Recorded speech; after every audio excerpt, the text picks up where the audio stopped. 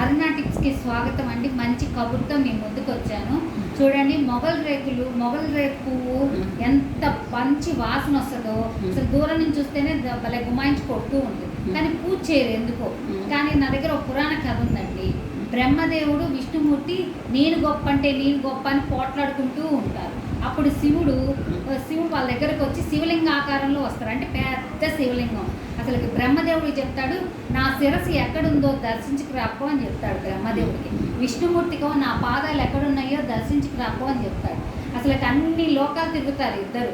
బ్రహ్మదేవుడు అన్ని లోకాలు తిరిగినా కూడా శివుడి శిరస్సు ఎక్కడా కనబడదు. అప్పుడు బ్రహ్మదేవుడికి ఇసుకు పుట్టేసి ఒక మొగల్ రేకు పువ్వు తెచ్చి వస్తాడు. విష్ణుమూర్తి కూడా అన్నీ తిరిగేసి వచ్చినా ఏం కనపడదు, పాదాలు ఎక్కడా కనపడవు విష్ణుమూర్తికి.